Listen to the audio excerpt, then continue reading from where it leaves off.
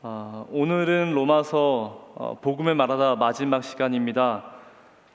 하나님은 바울의 입술을 통하여서 이 복음을 말하고 있습니다. 둘러대지 않고 1장부터 마지막 16장까지 진짜 복음을 말합니다. 그래서 이 로마서 이 책은 마지막 한 방울까지 놓칠 수 없는 바로 복음의 진수일 수 있습니다. 그리고 오늘 12월 27일 2020년 마지막 청년부 예배입니다.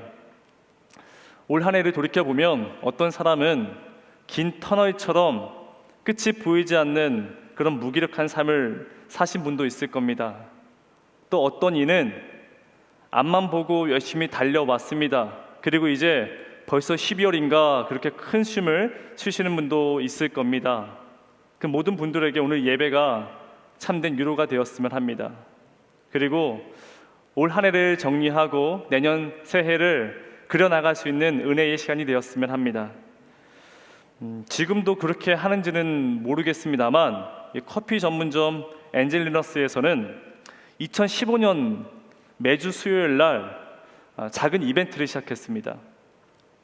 커피를 주문하는데 이 수요일 날 이날에는 바리스타에게 공손하게 안녕하세요 이름을 부르고 오늘 맛있는 아메리카노 한 잔 주실 수 있습니까? 라고 말하게 되면 50%, 그러니까 50%를 감면할 수 있습니다. 그런데 불친절하게 그냥 말하게 되면 원래의 정가 금액대로 커피를 마시게 된다는 것이죠. 실제로 이 프랑스 휴양지 니스라는 그 도시에 있는 그 카페를 따라한 것입니다. 이 카페 이름이 라프티프시라라는 그 카페가 있는데 그 카페에 실제로 있는 그 메뉴판입니다.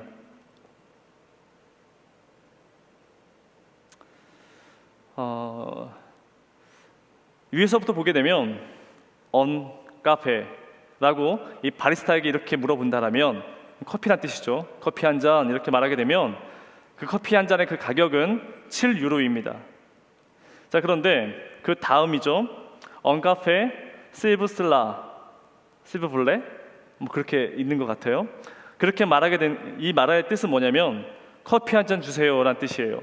이렇게 바리스타에게 말하게 되면 커피 가격은 4.25유로입니다. 그리고 이 마지막에 앞에 봉주르란 이 인사를 붙이게 되면 이 커피는 한 가격이 1.4유로, 우리나라 돈으로 바꿔보면 아마도 2,000원 정도 될 겁니다. 그래서 그 사람이 어떻게 말하고 행동하는지에 따라서 커피 가격이 큰 차이를 보이게 한다는 것이죠. 여기서 이 커피 가격을 결정하는 요인은 단 하나입니다. 이 사람이 얼마나 공손하게 커피를 주문하는지 그 말에 달려있다는 것입니다. 아마도 이것은 상대방이 나에게 어떻게 말하고 어떤 행동을 하는지 그것에 따라서 나의 행동이 선택될 수 있다는 것입니다. 실제로 이러한 효과는 큰 효과를 보았다고 합니다.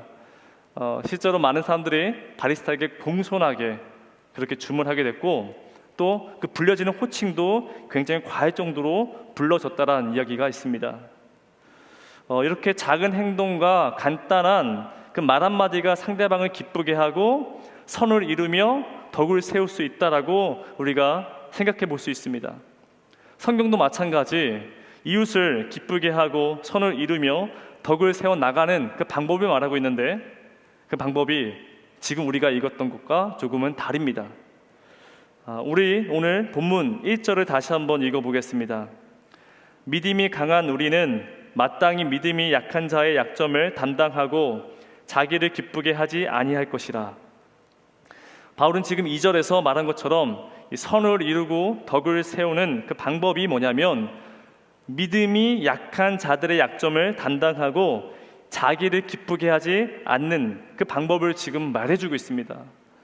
근데 이 구절이 굉장히 불편하죠. 여러분, 이 믿음이 강한 그 사람의 기준이 무엇일까? 우리가 보통 믿음이 강하다, 믿음이 있다라고 말할 사람들의 모습은 이런 거 아니겠습니까? 일주일 동안 예배를 많이 드립니다. 기도도 열심히 합니다. 아니면 하나님께 충성하듯이 목사님께 최선을 다합니다. 우리가 그런 사람을 믿음이 좋다라고 말하는 그런 모습 있지 않겠습니까? 예배 잘 드리고 헌금 잘 드리고 교회의 모든 일들을 도맡아서 하는 그 사람을 보고 우리는 믿음이 좋다, 믿음이 강하다라고 말할 수 있습니다. 하지만 성경은 오늘 믿음이 강한 그 기준을 달리 말하고 있는데, 그것은 바로 사람 간의 관계입니다. 그래서 그 사람의 관계에 있어서 그 사람이 얼마나 성숙한지, 그 성숙도에 따라서 믿음이 강하다, 믿음이 약하다, 그렇게 평가 내릴 수 있습니다. 그러니까 믿음이 강한 사람은요, 내 주변의 사람과 친하게 지낸다, 못 지낸다, 친하게 지낼 수밖에 없다는 것을 말하고 있습니다. 이 말이 굉장히 불편하죠. 사람이 어떻게 모든 사람들에게 다 잘할 수 있겠습니까?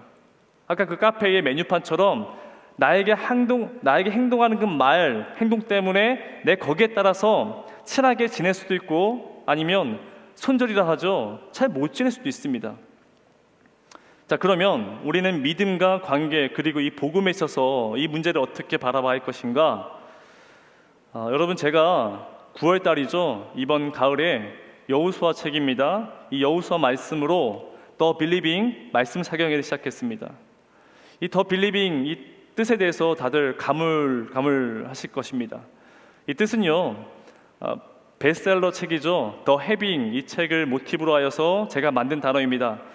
이렇습니다. 하나님이 여호수아와 이스라엘 백성들에게 지금은 비록 광야에 서 있지만 너희들은 가나안 땅에 들어갈 것이다 라고 말씀하셨습니다. 그래서 나는 비록 광야이지만 주신 그 말씀을 믿고 거기에 나아가는 그 과정을 제가 더 빌리빙이라 말씀드렸습니다. 그래서 믿음은 받아들이는 것을 말하고 있습니다. 이 믿음의 그 같은 의미엔 이런 뜻이 담겨져 있죠. 수용하다, 영접하다, 받아들이다, 이것이 믿음의 동의어입니다.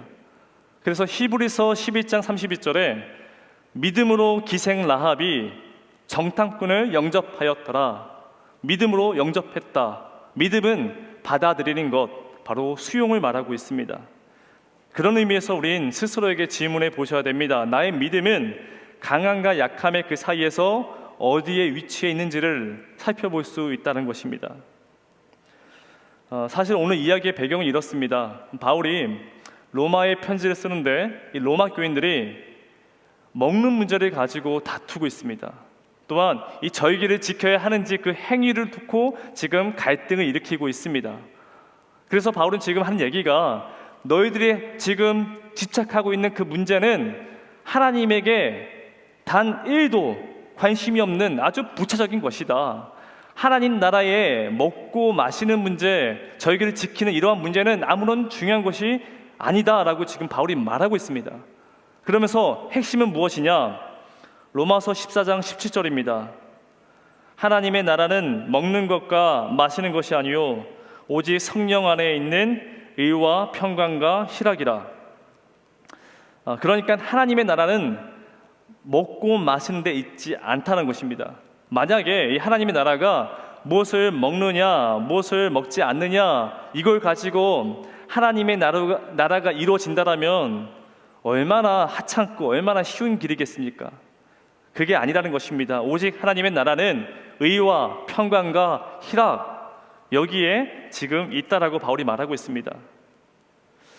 여기서 의는 많이 들어보셨죠? 이제 마음으로 믿었을 때 그 사람에게 의가 주어집니다. 그래서 그 의가, 그 의로움이 하나님과 나와의 관계가 회복되어집니다. 평화, 즉 평강을 누리게 된다는 것이죠. 이 평강이 기쁨으로 확장되어서 주변 사람들과 나눌 수 있는 그 희락, 그래서 하나님의 나라는 의와 평강과 희락이라는 것입니다. 나에게 1차적으로 의가 주어지고 그 의와 함께 하나님과 평강을 누리게 되며 이 평강의 기쁨이 나로 끝나는 것이 아니라 내 주변과 함께 나눌 수 있는 그 희락, 이것이 하나님 나라라고 말하고 있습니다. 근데 그것이 지키는 게 쉬울까요? 어렵습니다. 조금이라도 나에게 불편한 행동을 하게 되면 우린 그대로 갚아줘야 직성이 풀리게 됩니다. 만약에 우리가 사회생활을 할 때나 주변의 친구들과 어떤 일을 해나갈 때에 어긋난 것이 있습니다. 그것을 소신있게 말해야 하고 사이가 어색해지더라도 그것을 지적하는 것이 우리는 정의, 공정성이라 말합니다. 그럴 수 있습니다. 다만 하나님의 나라는 너가 틀리고 내가 맞다 그렇게 옳고 그름을 말하는 것이 아닙니다. 하나님의 나라는 나로 인해 내 주변이 기뻐해 하는 것입니다. 나로 인해 내 주변이 기쁘고 그때서부터 그 안에 선이 이루어지고 그곳이 덕을 세워질 수 있는 귀한 토양이 될 수 있다는 것입니다. 그래서 지키기 어려울 거예요. 그러니 하나님은 믿음이 약한 자들에게 지금 권면하는 것이 아니라 믿음이 강한 자들에게 지금 하시는 말씀입니다. 바로 자신을 기쁘게 하지 말고 믿음이 약한 자들의 약점을 품을 줄 알아야 한다. 그래야 그곳에 선이 이루어질 것이고 그 장소가 덕을 세울 수 있는 토양이 될 수 있다라고 지금 바울은 말하고 있습니다. 여러분, 나를 기쁘게 하려면 제가 의견을 주장합니다. 그 주장을 상대방이 따라왔을 때 그때서 비로소 우리는 기쁨을 누리게 됩니다. 그렇죠? 예를 들어서 제가 오랜만에 집에 일찍 들어갔습니다. 일찍 들어가면 저녁을 먹겠죠? 그럼 저의 주장은 이렇습니다. 오랜만에 집에 가서 아내가 끓여주는 그 된장찌개를 먹고 싶습니다. 이것이 저의 주장입니다. 왜냐하면 청년 사역을 하다 보니 저녁 늦게까지 신방을 하게 되고 또 설교를 쓰다 보니까 집에 일찍 들어가는 일이 별로 없습니다. 근데 오랜만에 집에 일찍 들어갔으니 저의 주장은 된장찌개, 이 안에 차돌박이 한 움큼 집어넣고 양파와 호박과 버섯을 싹싹 썰어서 거기에 된장 넣고 팍 끓이는 그 맛있는 집밥을 먹고 싶습니다. 이게 그대로 진행되면 저는 기쁨을 누리게 되겠죠. 하지만 저희 아내와 아이들은 치킨이나 피자를 먹어야 한다 주장합니다. 아빠가 일찍 오는 날은 몇 번 없기 때문에 배달 음식을 시켜서 빔 프로젝트로 만화 영화를 보는 것이 그분들이 하시는 기정사실화된 사실들입니다. 그러면 저는 그 모습 보면서 저의 이 기쁨을 잠시 미루어 두고 우리 아내와 아이들의 의견을 따르게 되죠. 그럼 저의 기쁨을 따르는 것이 아니라 내 주변에 내 가족 사람들에게 그 기쁨을 주기 위해서 제 의견을 포기하는 것을 지금 바울은 말하고 있습니다. 그래서 2절에 이웃을 기쁘게 하라, 나를 기쁘게 하는데 마음을 두지 말고 이웃의 마음을 두라. 그리하면 선을 이루고 덕을 세우게 될 것이다. 그렇게 저처럼 믿음이 강한 자들에게 권면하고 있다는 것입니다. 자, 그럼에도 제가 빠득빠득 우겨서 된장찌개 내놓으라 주장하고 그런 분위기에서 밥을 먹는다 한번 상상해 보십시오. 밥 먹다가 분명히 체합니다. 지금 새 여자가 저를 쳐다보고 있습니다. 그러면 이게 밥을 씹는 것이 아니라 아마도 모래를 씹는 기분일 겁니다. 이것이 여러분 하나님의 가치가 바로 이곳에 있다는 것을 보여주고 있습니다. 한 가정이 선을 이루고 덕을 세워 나가기 위해서는 내가 아니라 내 가족이 기뻐야 합니다. 교회도 내 교회가 아니라 교회의 주변이 기뻐야 하고 기독교도 한국교회만 기쁜 것이 아니라 한국교회 통해서 세상이 기뻐해야 합니다. 그래서 하나님의 나라는 의와 평강과 희락에 있다. 이 본질이 훼손될 수는 없다는 것입니다. 그래서 우리가 반드시 기억해야 할 것은 내가, 내 가족이, 내 교회만 기쁜 것이 아니라 내 주변에 있는 사람들의 그 믿음이 약한 자들의 그 사람들에게 양보하고 그들에게 먼저 헌신하게 되면 절대 선이 그대로 유지될 것이다. 그렇게 우리가 행동하게 되면 하나님의 나라는 여전히 세상의 가치에 우뚝 설 수 있다. 이것을 지금 바울이 복음이라고 말하고 있습니다. 그 이유는 3절에 있습니다. 그리스도께서도 자기를 기쁘게 하지 아니하셨나니 기록된 바 주를 비방하는 자들의 비방이 내게 미쳤다 함과 같으니라. 주님도 이 땅에 오셔서 단 한 번도 기뻐한 적이 없습니다. 남의 기쁨을 위해서 부단히 노력하셨습니다. 창녀와 세리와 죄인들을 찾아가서 굿뉴스, 기쁜 소식, 그 복음을 전했습니다. 그 사람들의 기쁨을 위해서. 또한 더 나아가 자신의 전부를 내어주셨습니다. 바로 우리의 기쁨을 위해서. 우리가 구원받아야 하기 때문에 그 기쁨 때문에 주님은 자신의 생명을 내어놓으셨습니다.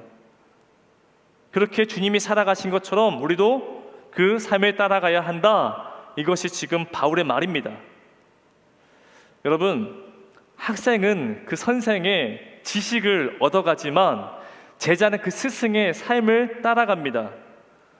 우리는 이 로마서 이 책의 정보를 얻어가는 것도 중요하겠죠. 하지만 우리는 하나님의 제자입니다. 그래서 하나님이 걸어가셨던 그 길을 따라서 한 발짝 한 발짝 따라 나서야 하는 그 삶이 바로 제자의 삶입니다. 문제는요, 그 발을 내딛는 것이 두려워하는 청년들이 굉장히 많다는 것입니다. 교회, 사람, 그리고 하나님을 기대했습니다. 사랑했습니다. 서툴렀지만 이것은 진심이었습니다. 그런데 지금 내게 돌아온 것은 상처와 찢어짐과 아픔입니다. 누굴 탓할 필요가 없습니다. 지금 현재 나는 누군가를 사랑할 용기도 없고 누군가를 품어줄 그 여유가 존재하지 않습니다. 그래서 목사님이 하시는 그 말씀이 이해는 되나 그 길을 따라 나선다는 것은 두려움이라는 것입니다. 제가 책을 읽었는데요, 이런 모습을 스탬프 신앙이라 이야기합니다. 우리가 카페나 식당에 가게 되면 종이 카드에 스탬프를 하나, 둘, 셋 찍어주는 것처럼 그런 식으로 내 주변의 가족과 내 지체, 내 주변에 있는 사람들 때문에 참고 또 참고 참습니다. 그러면서 이 내 안에 질투심과 미움과 서운함이 가득해집니다. 그래서 그 마음을 그냥 내버려두면 그 사람에 대한 무관심으로, 또한 이것을 내버려두지 않고 폭발하게 되면 하나가 아니라 둘, 셋, 넷 그렇게 갈등되어지고 찢어지는 모습을 우리는 흔히 볼 수 있습니다. 이것이 우리의 모습입니다. 자, 이런 마음을 가지고 살아가는데 어떻게 이웃을 기쁘게 할 수 있겠습니까? 내 기쁨이 먼저지 남의 기쁨을 위해서 무슨 수로 살아내겠습니까? 하지만 성경은 하나님이 우리를 위로하신다라고 지금 말씀하십니다. 바로 4절입니다.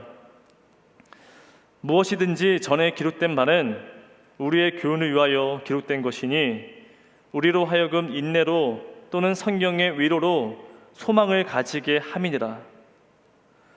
성경이 기록된 이유 중에 하나가 이 성경은 구원을 말하고 있습니다. 그런데 성경에 기록된 이유 중에 또 하나가 무엇이냐면 우리에게 위로를 주기 위함이라는 것입니다. 그것이 목적이 있다는 것입니다. 그래서 구약 성경에 보게 되면 하나님을 위로자라 말하고 있습니다. 또한 이사야 선지자는 오실 메시아를 위로자라 말합니다. 그리고 신약에서 요한은 바로 보혜사 성령님의 뜻이 위로자잖아요. 그러니 삼위일체의 하나님이 우리를 위로하신다는 것을 우린 성경을 통해서 볼 수 있습니다.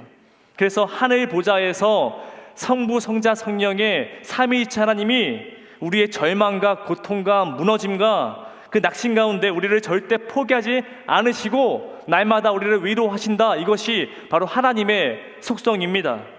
그래서 하나님의 말씀이 우리에게 위로가 되고 그 위로가 됐기 때문에 우리는 붙잡을 수 있는 소망이 생긴 것이며 그 소망이기에 기쁨을 주변에 흘려보내야 한다.